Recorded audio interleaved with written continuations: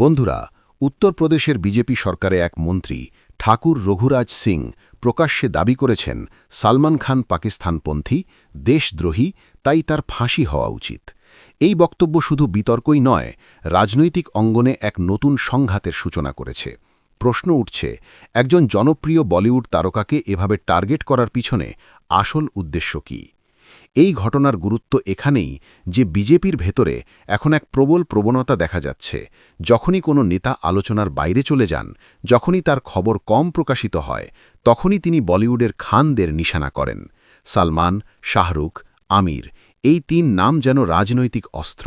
তাদের বিরুদ্ধে যত বেশি উগ্র মন্তব্য, তত বেশি প্রচারের সম্ভাবনা।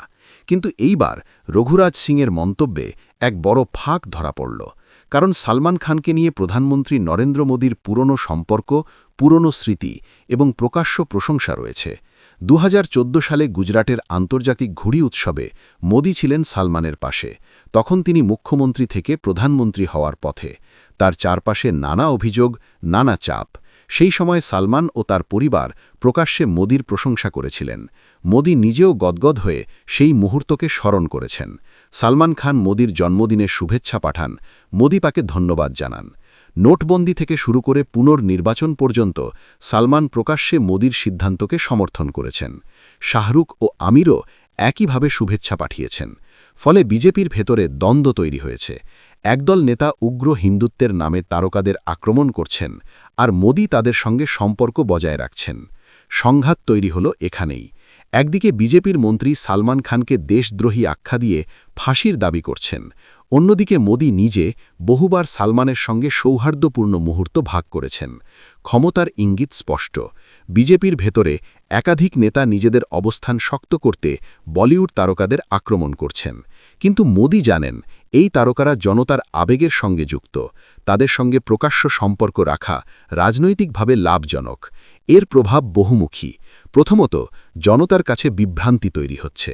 একদিকে মন্ত্রী বলছেন সালমান দেশদ্রোহী, অন্যদিকে প্রধানমন্ত্রী তাকে বন্ধু হিসাবে স্মরণ করছেন। দ্বিতীয়ত, বলিউডের বয়কট রাজনীতি বারবার বুমেরাং হয়েছে। শাহরুখের পাঠান ছবির বিরুদ্ধে প্রবল আন্দোলন হয়েছিল, কিন্তু ছবিটি রেকর্ড ভেঙে সফল হয়। জনতা প্রমাণ করেছে, রাজনৈতিক ডাক দিয়ে তারকাদের জনপ্রিয়তা কমানো যায় না, বরং বিতর্ক তাদের ছবিকে আরও আলোচনায় নিয়ে আসে। সালমানের ক্ষেত্রেও একই সম্ভাবনা তৈরি হচ্ছে। রাজনৈতিক প্রেক্ষাপটে দেখা যাচ্ছে, বিজেপির ভেতরে হিন্দুত্বের প্রতিযোগিতা চলছে। উত্তরপ্রদেশে যোগী আদিত্যনাথ ইতিমধ্যেই হিন্দুত্ব রাজনীতির মুখ।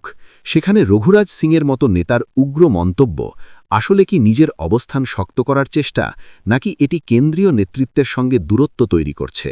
মোদী যখন বলিউড তারকাদের সঙ্গে সম্পর্ক বজায় রাখছেন, তখন তার রাজ্যের মন্ত্রীরা তাদের আক্রমণ করছেন।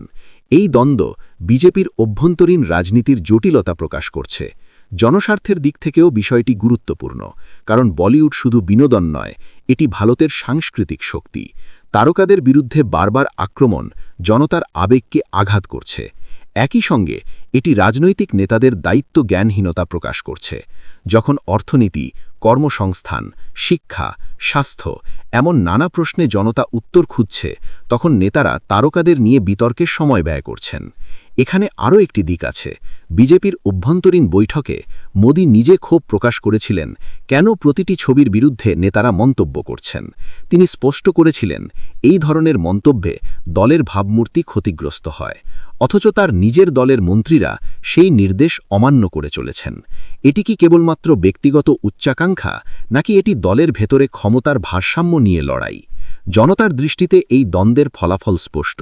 যখন নেতারা তারকাদের আক্রমণ করেন, তখন জনতা তাদের আরও বেশি সমর্থন দেয়। শাহরুখের পাঠান তার প্রমাণ। সালমানের নতুন ছবি যদি একইভাবে বয়কটের মুখে পড়ে, তবে সেটিও সফল হতে পারে। ফলে নেতাদের মন্তব্য আসলে তারকাদের জন্য আশীর্বাদে পরিণত হচ্ছে।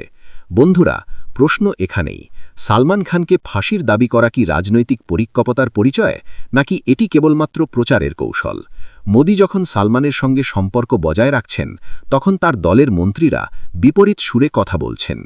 এই দ্বন্দ্ব কি বিজেপির অভ্যন্তরীণ বিভাজনকে প্রকাশ করছে, নাকি এটি জনতার মনোযোগ অন্যদিকে ঘোরানোর চেষ্টা? আরেকটি প্রশ্ন উঠছে, এই ধরনের মন্তব্য কি জনতার বিচারবুদ্ধিকে অপমান করছে? একজন তারকা ৩ দশকের পরিশ্রমে জনপ্রিয় হয়েছেন।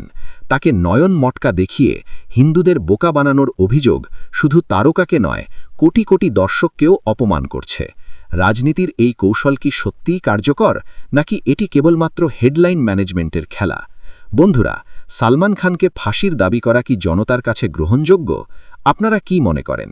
এই ধরনের মন্তব্য কি জনতার বিচারবুদ্ধিকে অপমান করছে, নাকি এটি শুধু রাজনৈতিক নাটক?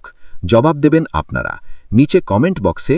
এবং আমাদের বিশ্লেষণ ভালো লাগলে রিসার্চ বাংলা নিউজ ইউটিউব চ্যানেলটিকে সাবস্ক্রাইব করে আমাদের পাশে থাকুন। ধন্যবাদ।